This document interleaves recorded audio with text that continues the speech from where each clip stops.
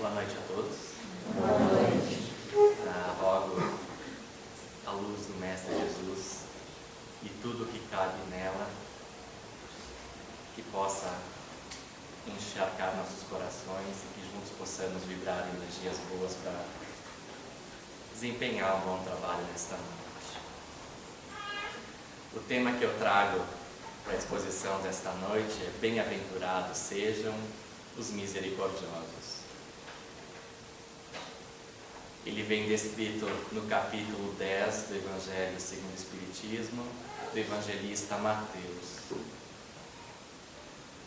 Para que eu possa situar vocês, se faz necessário que a gente situe alguns conceitos sobre o que o tema vai abranger nessa noite. E a gente vai começar com o que é misericórdia. E daí eu tive que colocar em linhas paralelas o que o dicionário, o nosso famoso Amansa-Burro, traz, e o que o Espiritismo, a nossa bela doutrina, também nos traz. E o dicionário diz o seguinte, que misericórdia é compaixão suscitada pela miséria alheia. E aí começa um grande equívoco nosso, que a gente acha que miséria alheia é a pobreza de bens, a pobreza de materiais, de condição social. E nós não podemos nos esquecer que pobreza, na grande maioria, e a mais importante delas, é a pobreza moral. E também fala que é indulgência, graça e perdão. Perdão este que está entre os três elementos que constituem o que é caridade, descrito por Jesus Cristo. E segundo o Espiritismo, a misericórdia consiste no esquecimento e no perdão das ofensas. O ódio e o rancor denotam uma alma sem elevação e sem grandeza. O esquecimento das ofensas é próprio da alma elevada, que paira acima dos golpes que lhe possam desferir. Isso está no item 4 do capítulo 10. Mas quando alguém nos ofende, é fácil esquecer? Não. Às vezes a gente precisa aprender a desculpar, tolerar, para chegar no perdão. E como a gente faz isso?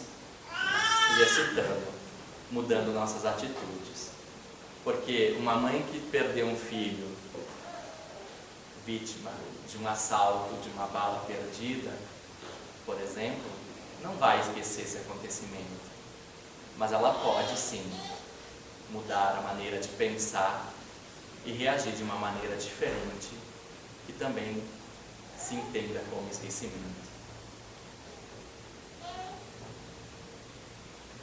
Então, no Sermão da Montanha, que é uma das passagens que eu acho mais lindas de Jesus, se é que Jesus tem uma passagem que seja digna de se chamar de mais linda, mesmo porque ele gera em nós um fascínio, aquele fascínio de olhar para aquele que é um pouco diferente de nós e conseguir ver amor. Conseguir ver amor no mendigo, conseguir ver amor na mulher adúltera, conseguir ver amor naquele que debochava dele enquanto ele agonizava na cruz. Coisas que nós ainda, espíritos em evolução, não conseguimos. Mas o Sermão da Montanha em particular, eu acho que é uma dos ditados mais fascinantes que Jesus deixou para a gente. E o que ele fala nesse sermão? Que bem-aventurados são aqueles que são misericordiosos, porque eles próprios, prestem atenção, eles próprios obterão misericórdia. Se perdoardes aos homens as faltas que eles fazem contra vós, vosso Pai Celestial vos perdoará também vossos pecados. Mas se não perdoardes aos homens quando eles vos ofendem, vosso Pai não vos perdoará os vossos pecados. E aqui vem mais um detalhe que eu peço para vocês: não personificar Deus. A gente tem esse hábito de querer enxergar, de apalpar, né? E a gente acaba vendo um Deus vingativo, um Deus que castiga, e Deus não é isso. Deus é todo amor, bondade e justiça. Então, se Deus não é este que vai castigar, e eu pedi para vocês que prestassem atenção na primeira colocação, que diz que aquele que é misericordioso, ele mesmo obterá misericórdia. Quem nos pesará? Quem nos julgará? Nós mesmos, a nossa consciência. É ela que fará julgamento dos nossos atos e nossas atitudes. Isso vem descrito na questão 621 do Livro dos Espíritos. Onde está escrita a lei de Deus? E a resposta é na consciência. E esta lei, ela é imutável, ela é única e permanente desde a criação para todo sempre. Pode parecer que às vezes ela pesa mais para uns do que para outros, mas não, ela pesa exatamente igual a cada um segundo as suas obras. E o que Jesus quer mostrar nesse capítulo, bem-aventurados os que são misericordiosos?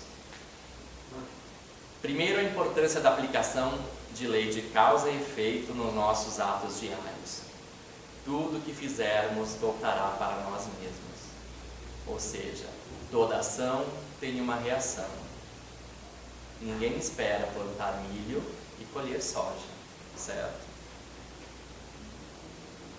Plantar é opcional, mas colher é obrigatório. A citação que eu já fiz, que está em Mateus capítulo 16, versículo 27, que é cada um segundo as suas obras, ensina também que temos que compreender o nosso companheiro problemático, causador de contrariedades, pois também nós muitas vezes necessitamos de compreensão. O perdão passa pela compreensão. Quando a gente tem dificuldade de perdoar alguém, a primeira coisa que a gente tem que levar em consideração é que naquela casca de banana onde o nosso colega pisou, resvalou e caiu, eu também vou pisar, eu também vou resvalar e eu também vou cair.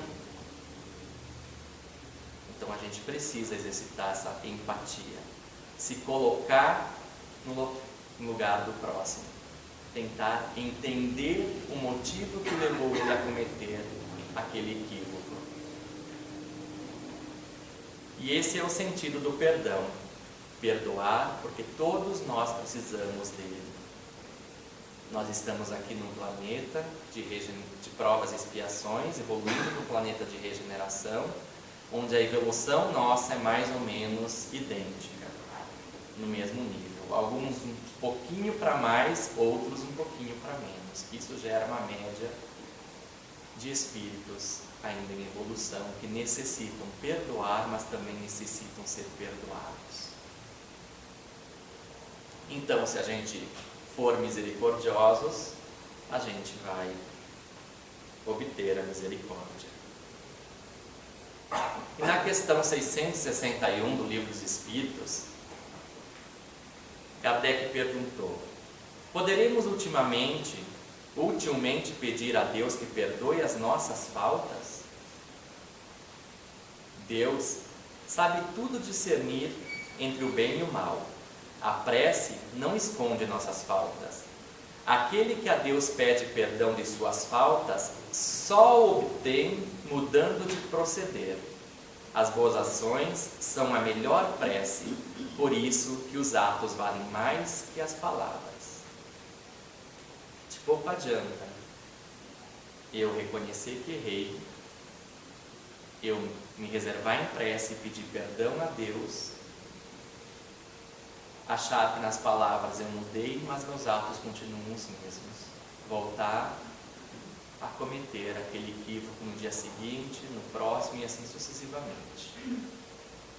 A Deus vale muito mais uma atitude bem feita do que horas e horas de prece, de joelhos dobrados. Então a gente necessita, diante do erro, principalmente mudar de atitude, mudar as nossas ações.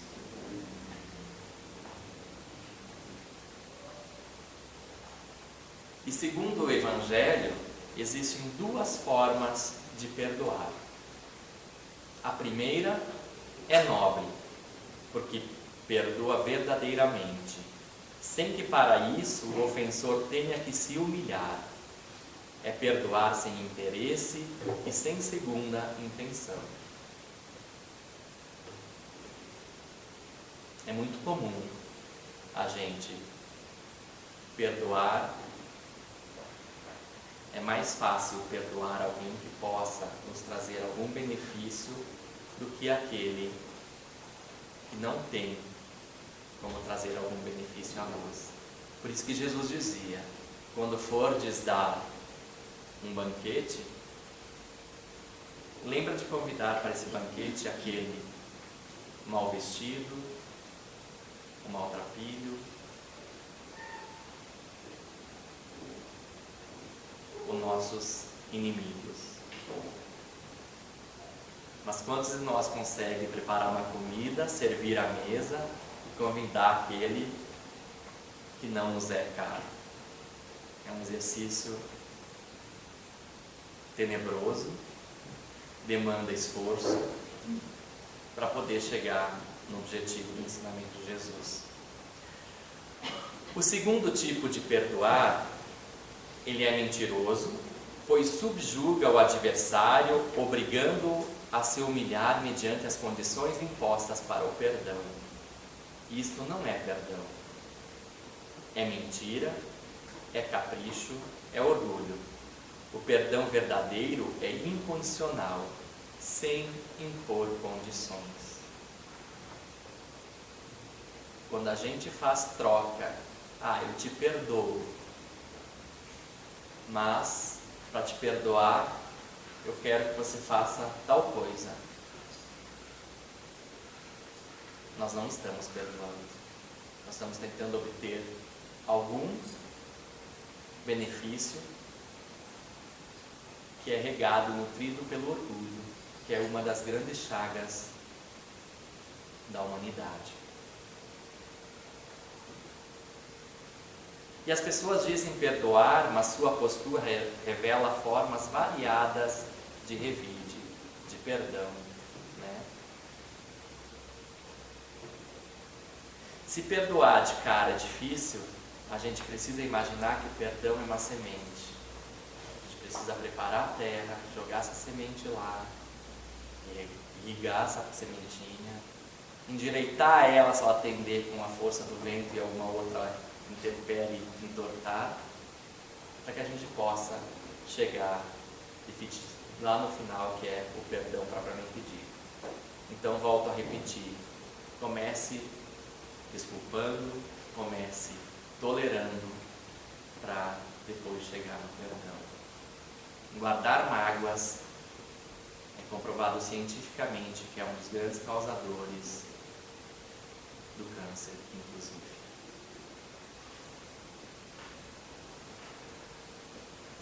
O perdão condenação. Eu perdoo, mas não quero vê-lo nunca mais. Fácil perdoar alguém, mas não querer o convívio com essa pessoa, né? E esquecemos que nunca mais não existe. Porque esse espírito que nos feriu, ele vai evoluir tanto quanto a gente.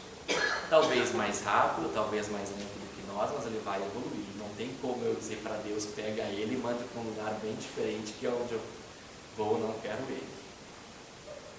Isso é impossível. Tenho perdão pretensão, perdoo, mas vou dizer-lhes umas verdades. É o famoso não levar roupa suja para casa. A última palavra é minha, o orgulho impera em mim, e eu tenho que demonstrar essa autoridade diante do perdão que eu vou conceder. O perdão menosprezo, que é perdoo porque ele é um pobre coitado, um infeliz, sem eira nem beira. Novamente o orgulho imperando.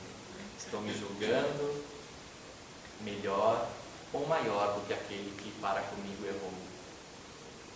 Esse ditado, sem eira nem beira, é uma conotação que vem lá da época da colonização do Brasil, quando os portugueses aqui chegaram, e era a conotação que eles davam para identificar quem tinha determinada posse e quem não tinha perante a sociedade. Então as casas daquela época, quando eram construídas, algumas tinham um filete, um beiral na frente dela. Esse filete, essa projeção levemente acentuada para frente, era a eira. Então eles sabiam que casa com eira era de alguém que tinha um pouquinho mais de posse. E sem beira era alguém que não tinha quase nada, ou um pobre coitado. Então por isso que vem o ditado, sem eira nem beira, né? O perdão rancor, perdoo, mas não esqueço. Então não está perdoando. Salvo, você não esquecer, mas mudar a atitude e reação perante aquele que te agrediu. Que é o exemplo que eu dei daquela mãe que perdeu o filho num assalto, por exemplo. Ela vai sentir dor? Vai. Mas se ela mudar, vibrar positivo, pensar coisas boas, mudar o pensamento dela, ela vai conseguir ver aquilo com um certo conforto. O perdão maldição, que é o mais comum, né? Perdoo porque Deus há de te castigar.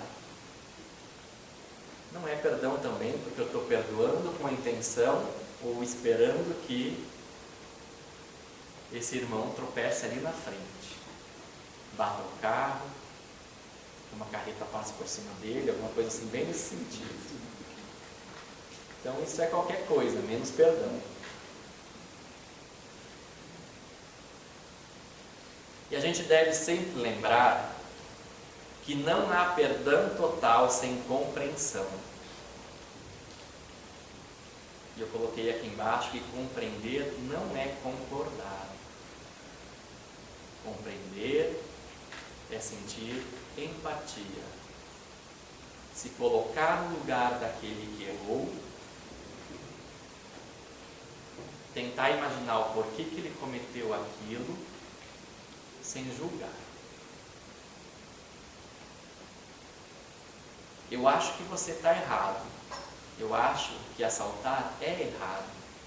Eu acho que estuprar é errado. Mas tentar compreender. Compreender não é concordar. Mas para a gente perdoar, a gente precisa passar pela compreensão. E hoje em dia é difícil, né?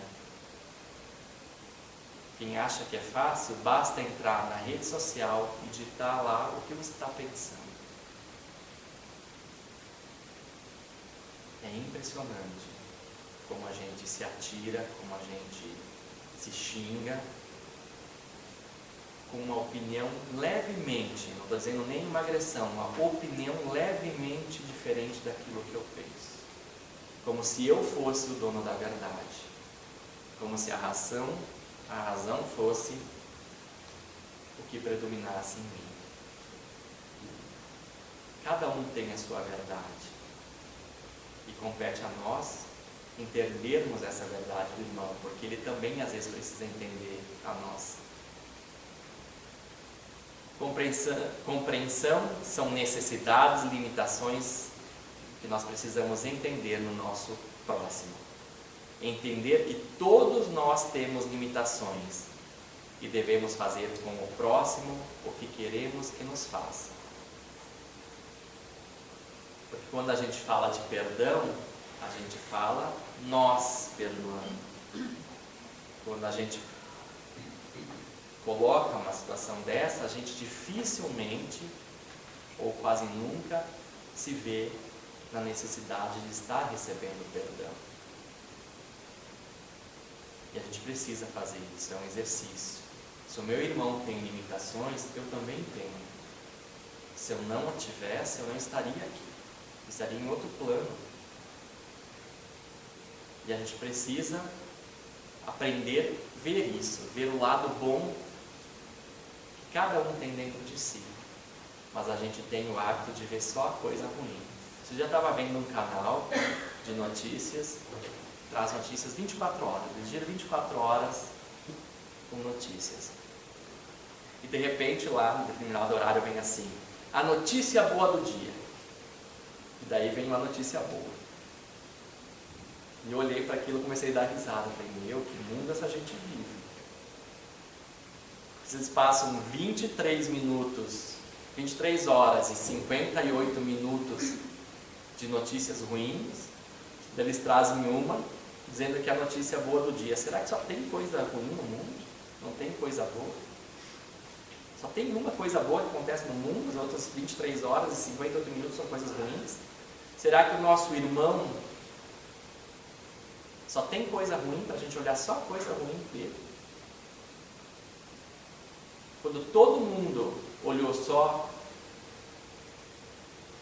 o erro que a mulher adúltera fez, Jesus olhou para ela e viu que nela existia o bem também. E as atitudes do nosso modelo, o nosso exemplo, que é Jesus, que a gente tem que seguir. E quando Pedro pergunta, Senhor, até quantas vezes terei que perdoar meu irmão? Será até 7 vezes? Jesus lhe respondeu, eu não vos digo até 7 vezes, mas até 70 vezes 7 vezes. Jesus mostra aqui que não há limite e que a gente tem que perdoar sempre. Eu sei que às vezes a gente pensa assim, mas lá vou eu de novo perdoar. Não estou bancando o otário. Perdoei, ele ofendeu. Perdoei de novo. Ele caiu em tentação, ofendeu novamente. Eu tenho que perdoar. Até quando eu vou perdoar?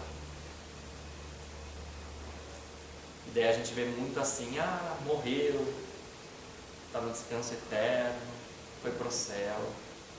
Tá fácil ir para o céu. Infelizmente não é tão fácil assim não, gente. Lamento informar, estou no mesmo barco que vocês, mas... E o que Jesus mostra com essa resposta? Que não há limite, que devemos perdoar sempre. E Emmanuel traz no livro O Consolador uma explicação que diz o seguinte: por que Jesus aconselhou perdoar nos 70 vezes 7? A Terra, essa onde todos nós estamos, é um plano de experiências e resgates, por vezes bastante penosas. E aquele que se sinta ofendido por alguém, não deve esquecer que ele próprio pode também errar 70 vezes 7. Eu te perdoo, mas não quero nunca mais te ver na frente. Que experiência fácil, né? Como que eu vou testar a minha paciência? Como que eu vou testar a minha vontade de pegar a pessoa pelo pescoço, torcer e dar um puxãozinho? Só convivendo. Só vivendo as experiências. Sem experiências, sem trabalho, ninguém evolui. Tudo fica parado.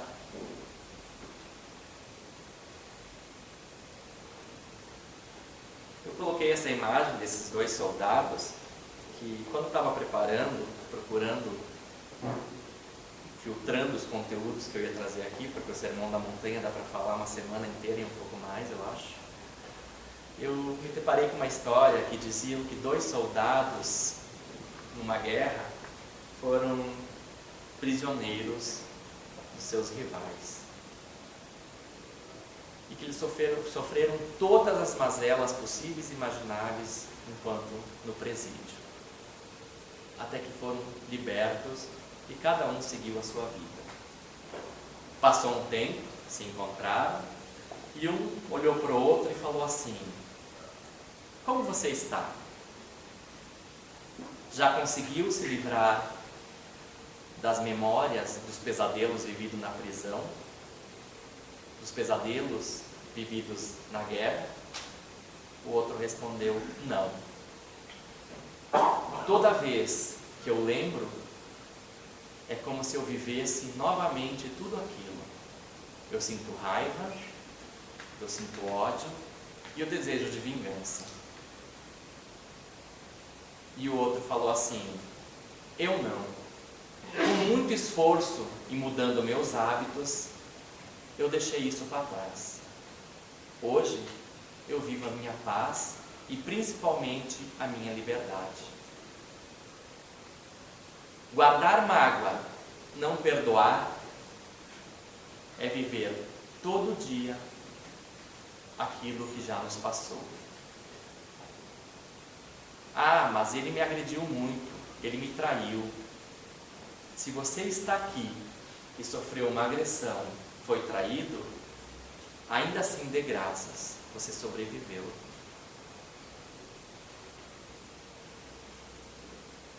Eu tenho uma amiga, até procurei antes de falar isso, ela está aqui, mas não está. Ela se queixava muito para mim. Eu levei, acho que uns 10 anos para voltar aqui dentro da casa. A minha mãe me deu.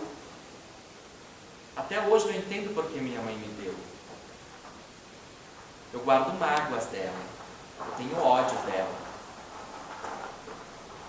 E eu olhei para ela e falei justamente isso. Pois dê graças que a sua mãe te deu. Não raro eu vejo mãe que atira o próprio filho pela janela, sem condenar. Só estou dando um exemplo. Não raro eu vejo mães que atiram os seus filhos na vala do esgoto. E por mais ruim que isso foi para você, não foi por acaso. Se fez necessário para que ela evolua e para que você também evolua. E você está aqui. Você está viva, inteira. Dê graças por isso.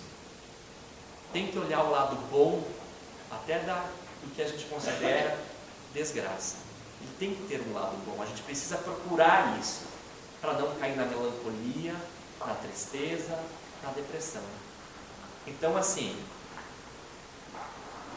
viver uma mágoa, ficar remoendo ela, é um veneno que a gente toma todo dia um gole. E esse veneno tem um limite. E a gente pode chegar nele, e com o limite da dose dele vem as consequências. E pode ser bem pior do que só tolerar aquela gravidade da ofensa. E por que é tão difícil perdoar? Primeiro, porque a gente não tem o caminho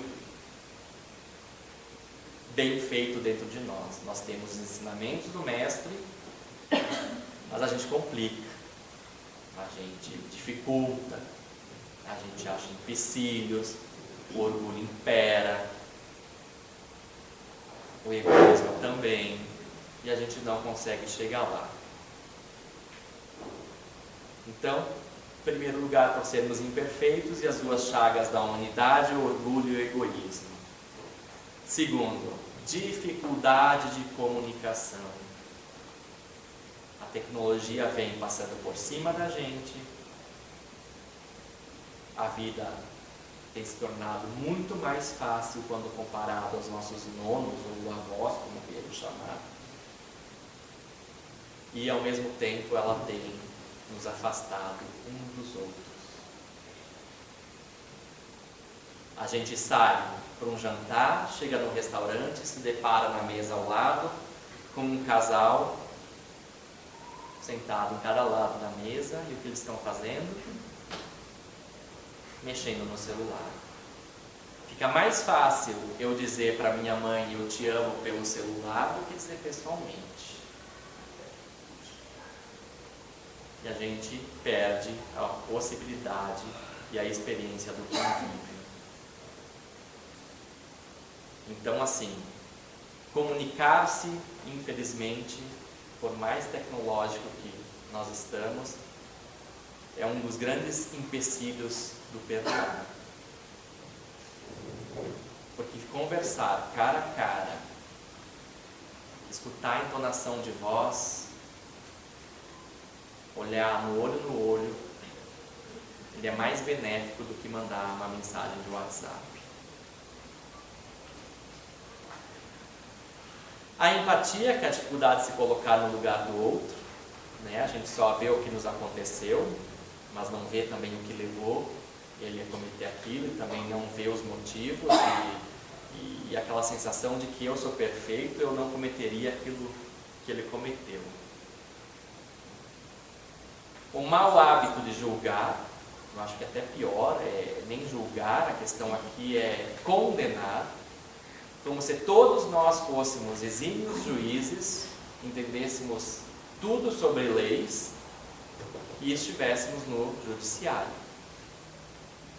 Não nos esquecemos que tem coisas que a gente tem que lembrar da moeda quando Jesus pergunta: de quem é esta face? De César. Dai a César o que é de César. Dai ao juiz a obrigação e o exercício da condenação. Ele é pago para isso, bem pago. E a Jesus, a nossa consciência, o julgamento de Deus, que na verdade não existe. É o nosso retomar de consciência que vai fazer reconhecer que erramos e que precisamos consertar aquilo. Associar o perdão à fraqueza, é muito comum isso. Mas aquele lá é um bobinho. Imagina, o cara bateu no carro dele, ele olhou assim de boa, deixou, cada um aciona seguro e vamos embora. Tem aquele que não consegue fazer isso, né? Sai do carro e vão para a agressividade. E fáceis melindres, né? Um exemplo mais claro que a gente usa aqui: saímos daqui, alguém fechou nosso carro no trânsito, a gente explode. Um instinto sai lá de baixo da era das cavernas e vem imperar em pleno século vigente. Às vezes basta um olhar que a gente não simpatiza e que a gente já olha. Está olhando o quê?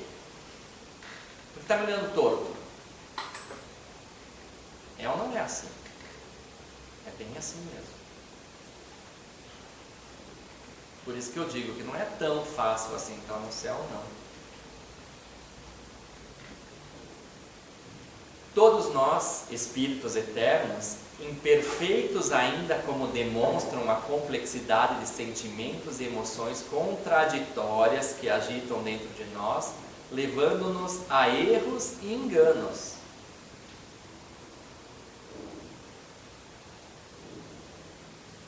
Lembrando que perdão é caridade e que deve ser cultivada. Quando Jesus foi questionado o que é caridade, as três conotações que ele coloca foram indulgência para com o próximo, benevolência para com ele e perdão das ofensas. E na questão 866 do Livro dos Espíritos, Jesus fala justamente isso. Está lá. Que o que é o verdadeiro sentido da palavra caridade, entendida por Jesus?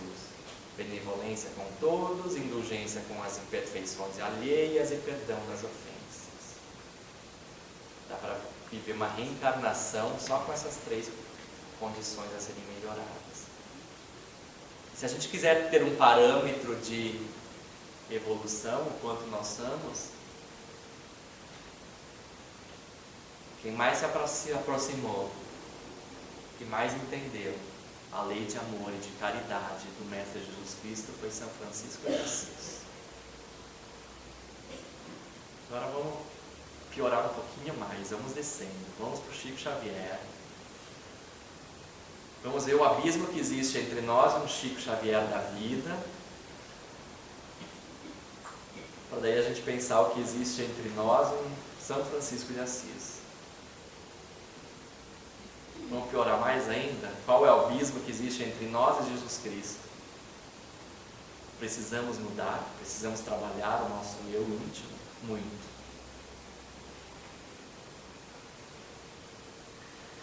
E como que a gente aprende a perdoar?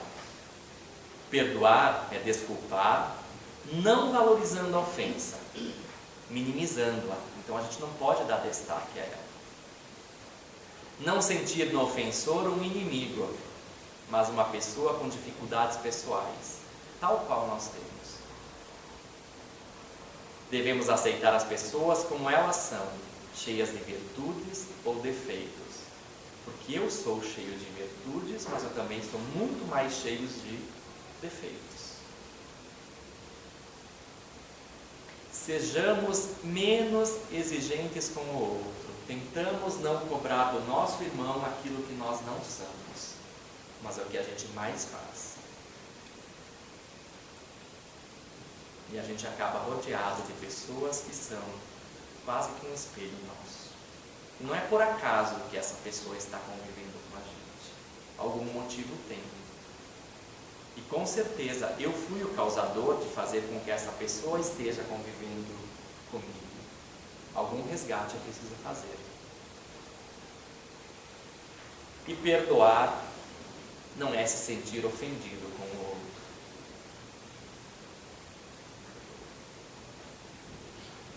A autopunição fragiliza o espírito. Reviver, remoer uma mágoa, remoer um erro, vai fragilizar. Quando a gente tem o nosso espírito fragilizado, é como se a gente tirasse a fechadura das nossas janelas e das portas que nós temos em nossas casas. A gente abre a nossa casa espiritual para o nosso inimigo, que não vem oferecer coisinhas boas, mamão com açúcar. Ele vem colocar minhoquinhas dentro da nossa cabecinha. Então cuidemos com isso. Deus nos perdoa sempre, nós que não aprendemos a nos perdoar. Perdoar nos resulta no amor a nós mesmos.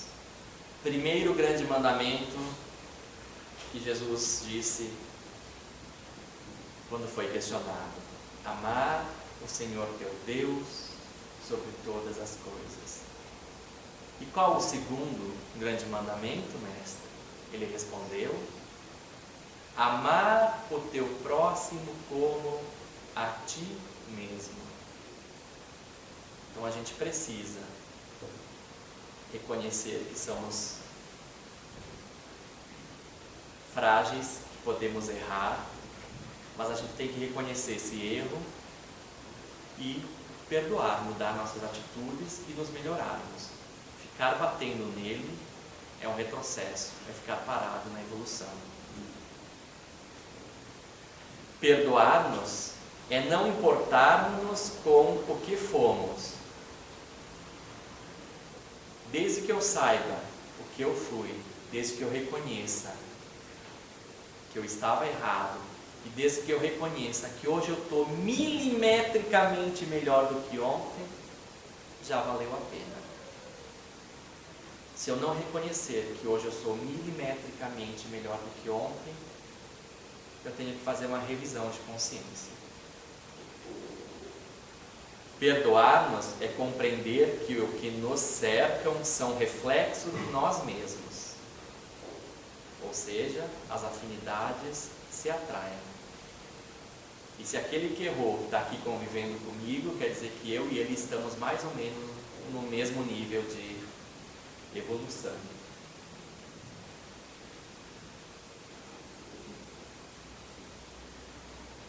Uma frase que eu achei bem interessante: você quer ser feliz por um instante?